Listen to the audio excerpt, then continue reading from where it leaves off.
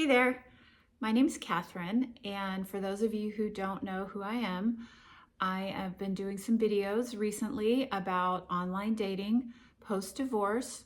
So particularly for women that probably haven't been on a date for a while or are a little overwhelmed by the whole online dating sites. So I just want to give you some tips of do's and don'ts that I think will be very helpful to get you started or kind of just change the whole result that you're having. So first, let's talk about the pictures. I know there's some dating apps out there that give you the option to put a whole bunch of pictures out there, and I just don't think that you need to do that. Guys are looking at your photos, but they don't need to see 10 photos of you. So let's start with, for example, 5 shots of your face smiling. You can be with your dog. You can be out doing your sport. You can be just outside doing things that are more action shots, or you just standing there posing. I wouldn't do selfies. I don't think that's a good idea. I think it's important to have pictures from somebody else's perspective that doesn't look too close to your face. I think it's absolutely okay to have professional shots, but there's a difference obviously between a professional shot and a selfie. It's also very, very important. You absolutely need to have a body shot. That's important for the guys to see. And the body shot doesn't necessarily have to be in super tight workout gear, yoga pants, or whatever. I think it's okay to be in a bathing suit, absolutely. I think it's okay to be in a pair of fitted jeans or fitted pants that look really good, accentuate the positive, and maybe a blouse that shows more of your figure. All of that is okay. What I would concentrate on is not to be too revealing. We want the photos to be erring on the side of being more wholesome. And the reason why is we're trying to draw the men, the right men to us. The guys that we'll see are just enthusiasm for life, not to be distracted by something that's too revealing. They want to be attracted to our smile. What's behind that smile? Those are the kinds of things and thoughts that we want to have the guys to be feeling and thinking when they swipe on our profile in the right way. So again, about 5-6 shots, don't need more than that. At least one body, maybe 2 if you want. The body shots can also be standing far back if you have one good body shot that shows more of your figure, okay? All right, so let's move on to the description. I don't think that you need to have too much revealed in the profile. For instance, if you're talking about the things that you like to do, for example, let's say you love to sail. You can say, I love sailing. I love to travel. I love visiting new countries and new cultures. And maybe how exciting you just published a book or an article in a magazine.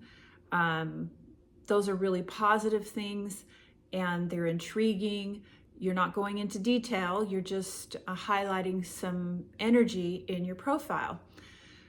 All of that is really good. What we're not going to do is write paragraphs. The reason being is you want to leave some room for interest, for curiosity, mystery. You want the guy to want to ask you out so he gets to know you a little bit.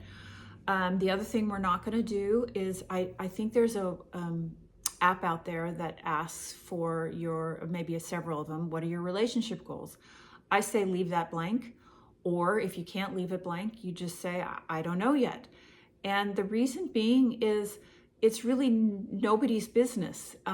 You're still trying to figure this out, and that's okay. You don't want to put out there that you're looking to get married. None of that is important to reveal at this point. That's something that if you have a lot of dates with one particular guy, that's going to come out anyway. That can come out in a conversation. So that's how I feel about that. All right, so we talked about the do's and don'ts in our descriptions.